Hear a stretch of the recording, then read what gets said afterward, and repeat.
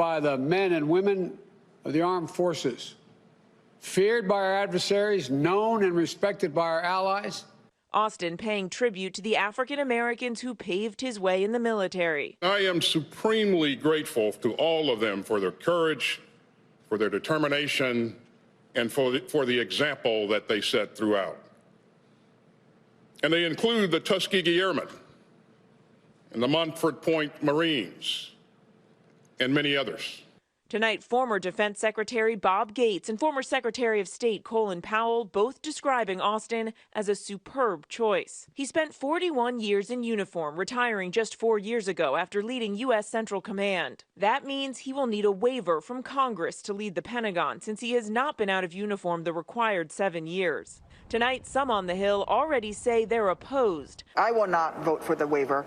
I believe very strongly that there need to be civilian control, civilian oversight of the military. Congress approved a waiver for President Trump's first Secretary of Defense, retired General Jim Mattis. Biden, well aware this would become an issue. I would not be asking for this exception if I did not believe this moment in our history didn't call for it. It does call for it. He is the person we need at this moment, in my view. Austin making it clear he realizes the critical distinction between serving in uniform and serving as a civilian. I recognize that being a member of the president's cabinet requires a different perspective and unique responsibilities from a career in uniform. And I intend to keep this at the forefront of my mind. Smoking a game in this video. Joe Biden keeps bringing in the deep state into his cabinet. He keeps aligning himself with these people. He has nominated Lloyd Austin to be the Secretary of Defense. I'm just gonna cut to the chase. This is the heart of the military-industrial complex. Lloyd Austin was a former chairman of Raytheon, board member. What the whole entire fuck? He's bringing in the military-industrial complex. He's bringing in the swamp. Lloyd Austin is a neocon. He is a warmonger. He wants war. He profits off of war. Raytheon has had multiple defense contracts with the United States government. Now one of their own is about to be in the government, in one of the highest positions in the land in terms of overseeing our armed forces and troops. And don't just take my word for it. I have the evidence to back it up. I mean, it's all out there, though. It's no secret. It's not just a big hidden thing.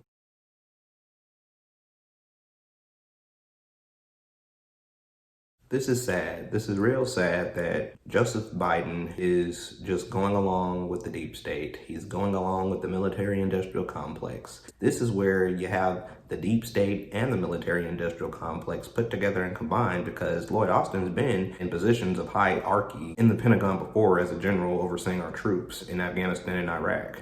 For 40 years, Lloyd Austin was a barrier-breaking soldier, the first black officer to command a division in combat and command a theater of war. He had some of the most difficult commands, including Iraq, before the 2011 U.S. withdrawal. It's going to take the Iraqi government, the Iraqi people to continue to make the right decisions, work together.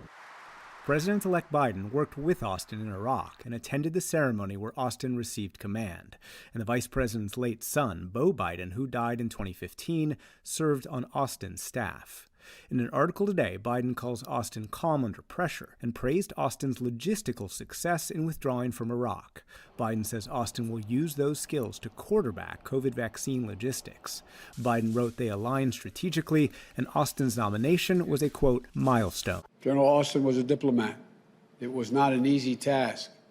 He built relationships with our Iraqi counterparts and with our coalition partners. Austin said Wednesday, as Defense Secretary, he would continue to work to strengthen coalitions. America is strongest when it works with its allies.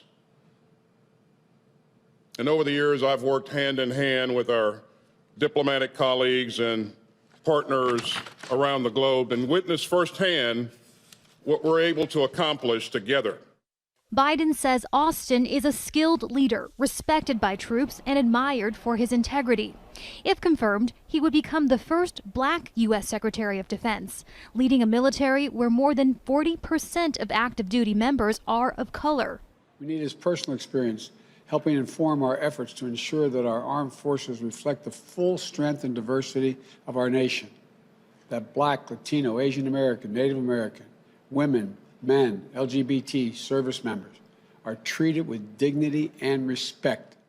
But Austin's nomination also brings some controversy. So he's certainly experienced, which makes him a part of the deep state, going with business as usual. So you have someone like that who's been in our government before, someone who's been in charge of actually deploying our troops and spreading our influence abroad and overseas. We shouldn't have even been in Iraq and Afghanistan. So the United States will continue its campaign and trying to overthrow governments, take over and implement our type of democracy. It's only going to be an expansion of that. It's only going to be an expansion of that. And this is why so many countries hate the United States, because we want an imperialistic agenda most of the time in terms of our foreign policy, meaning that we want our democracy merely to be the dominating force throughout the globe. This is a horrific pick. He's been in the deep state. He was the deep state ultimately, overseeing imperialistic matters in regards to the United States and what we were doing. Now he has an affinity with a military defense contracting company.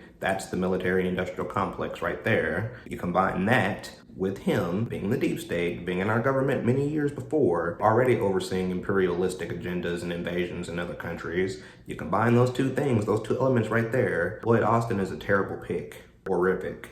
They try to pick a black man because they try to trick you. The Democratic Party, as Jimmy Dore says, they would be the party of, in the 1800s when there's still slavery, they would be saying, hey, at least we have a transgender slave owner instead of a white slave owner man. We have a transgender one. That's the type of party the Democratic Party is. Identity, nostalgia, politics. This is how you got Barack Obama for nearly a decade. Now you're about to have a Kamala Harris potentially if we don't stop them. I guarantee you this, if you took a look at this man's portfolio, he's most likely going to have a stock in Raytheon and be profiting and making money. So now he's outside the private sector of Raytheon, the military industrial complex. He's outside of that, and now he's in our government, which is basically a conflict of interest, because now there's the potential to make the money right there. The people who fund Joe Biden and fund the Democratic Party, people who really want to steer the ship, which is part of the reason why Biden picked him. The only difference is this man is black. So you have the conflict of interest. He's been in our government before. He understands imperialistic change that the United States wants to see, spread our influence, go to other countries, steal their oil, kill them, bomb them, send drone strikes on them still to this very day, killing innocent women and children. He's been a part of that type of United States before, basically just using weapons for no reason. On top of that, he has an affinity for Raytheon because he was a chairman for them. He was on their board. You take a look at his portfolio, I guarantee you he has stock in Raytheon. Take all that into consideration, Lloyd Austin is a horrendous pick for this country. Guys, don't forget to hit that notification bell. Don't forget to like, subscribe, comment, and share. Peace.